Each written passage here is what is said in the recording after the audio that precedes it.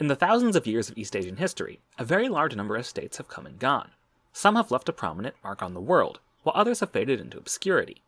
But even if we limit ourselves to the past few centuries, there are quite a number of countries in East Asia's modern history that you may have never heard of, and the circumstances that led to their creation are quite fascinating. Let's explore. Because the scope of East Asian history is so vast, we have to set our boundaries both in space and time. For the purposes of this video, modern East Asia will mean roughly here during the past 400 years or so. There are still plenty of countries within those limits. Though I've done my best to research the history involved, I'm sure there are still some countries that I've missed. The countries in East Asia today are China, North and South Korea, Japan, Mongolia, part of Russia, and Taiwan, which is de facto a country but geopolitically complicated. Of the countries you won't see on a map of the region today, the most famous might be Tibet, which was governed by the Dalai Lamas in the name of the Kok-sèng-iâ Khanate starting in 1642. In 1717, Tibet was conquered by the Dzungar Khanate to its north, but in 1720 China's Qing dynasty invaded and made Tibet a protectorate. After spending a couple centuries under varying levels of Qing control, Tibet was de facto independent again from the fall of the Qing in 1912 until 1951, when the Army of the People's Republic of China took control. The best-known representative of Tibet today is the 14th Dalai Lama, Tenzin Gyatso. The Dzungar Khanate itself also deserves mention as the region's last nomadic empire, existing from the 1630s until it was conquered by the Qing in 1755. The subsequent mass death among the Dzungar people to massacres, warfare, and disease is considered by many modern historians to be a genocide. Tibet was not the only area to take advantage of the fall of the Qing dynasty to assert local control. Modern Mongolia declared independence then, as did the Tuvans at the northern tip of Qing territory, creating the Uryankhay Republic in 1911, which became a Russian protectorate in 1914. After the Russian Civil War, Uryankhay became a Soviet satellite state, the Tuvan People's Republic, or Tannu Tuva, which notably had the world's first non-royal woman head of state, that being Kok-sèng-iâ Toka, wife of the country's supreme leader Salchak Toka. The Tokas saw Tuva's absorption into the USSR, and the area is now the Tuva Republic within the Russian Federation. Farther east on the border of China and Russia we find the Amur River, home to a pair of self-proclaimed countries at two different points in modern history. The first is Jaxa, founded in 1665 by a Polish noble named Nikifor Czernigovsky. Czernigovsky had been captured in a war between his native Polish-Lithuanian Commonwealth and the Russian Empire, wound up marrying a Russian woman, and was exiled to Ilimsk in Siberia after trying to return to Poland. In 1664, Czernigovsky found out that his daughter had been raped by the leader of Ilimsk, so Czernigovsky responded by killing him and skipping town, leading a band of Cossacks. They regrouped in Albazin, a former Russian outpost on the Amur. Cooperating with the local Tungusic-speaking people, Czernigovsky established Yakuza in 1665, and successfully managed to stay independent for nearly a decade by playing the Russians and the Qing against each other. Yakuza eventually rejoined the Russian Empire in 1674, but the area was later ceded to China in the 1689 Treaty of Nerchinsk. The second of the states along the Amur is Zheltuga, established on the Chinese side of the river by gold miners in 1884. The miners, numbering around 12,000 at Zheltuga's peak, were primarily of Russian origin, but with a sizable Chinese minority and a few members of many other nationalities. The settlement was nicknamed California on the Amur, in parallel to the California gold rush a few decades prior. Rather than formally declare independence, the miners basically just set up a government and hoped that Qing officials wouldn't notice until they had mined the place out. After a year or two, the Qing officials did notice and protested to Tsar Alexander III, who politely told everyone to go home. When this failed to work, the Qing sent 60 soldiers to slightly more assertively tell everyone to go home, but the Zheltugans just hid outside of town until the soldiers left. Finally, in January 1886, the Qing sent 1,600 soldiers to burn the place to the ground, and everyone ran away to the Russian side of the river, this time for good. A more serious challenge to Qing sovereignty came from the Taiping Heavenly Kingdom, which lasted from 1851 to 1864, led by this guy, Hong Xiuquan, who claimed to be the younger brother of Jesus.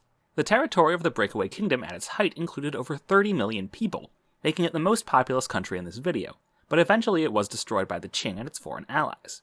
The Taiping Rebellion is the deadliest civil war in human history, with at least 20 million deaths, a similar number to World War I. One Taiping general, Hong Chuanfu, was later part of the leadership of the Heavenly Kingdom of the Great Mingshun, a 1903 attempt to start an anti-Qing revolt and form a constitutional monarchy. The uprising was thwarted just 3 days after it started because of an anonymous tip to the police in British Hong Kong. Okay, stop me if you've already heard this next one. There's been a civil war and a new government has taken China, but some of the old government escapes to Taiwan and sets up a temporary capital, which slowly becomes in effect just its own separate country. I am of course talking about the kingdom of Tungning, founded by this guy, Zheng Chenggong, after the fall of the Ming dynasty to the Qing. Zheng, also known as Koxinga, was the son of a Ming admiral who had surrendered to the Qing, but was killed when he refused to bring his forces under Qing control. In 1661, Koxinga led an army of Ming loyalists to take over part of Taiwan from the Dutch East India Company, and set that up as his base of operations to try and reinstall the Ming emperors. This is suspiciously similar to the origin story of the modern government of the Republic of China in Taiwan, which still officially claims mainland China as part of its territory. Tungning lasted until 1683, when it finally surrendered to the Qing forces. Some members of the former Tungning army later served as special forces during the Qing conquest of the former territory of Jaxa from Russia. The technique of escaping to an island when you're losing a civil war was also tried by the Tokugawa shogunate in Japan. In 1868, the Emperor of Japan, later known as Emperor Meiji, decided he wanted to be actually in charge instead of just a figurehead for the shogun, Japan's military dictator. This led to the brief Boshin War, at the end of which the shogun, Tokugawa Yoshinobu, surrendered to the smaller but more modernized forces of the emperor. Some of the samurai in the shogun's navy decided to keep fighting, and in January 1869 set up the Republic of Ezo on Hokkaido, the northernmost of Japan's main islands. Ezo only lasted for 5 months before surrendering to the imperial forces in June. This completed the initial phase of what came to be known as the Meiji Restoration, ushering in modern Japan. Another notable category of states are those created by the interactions between the powers of Japan and China.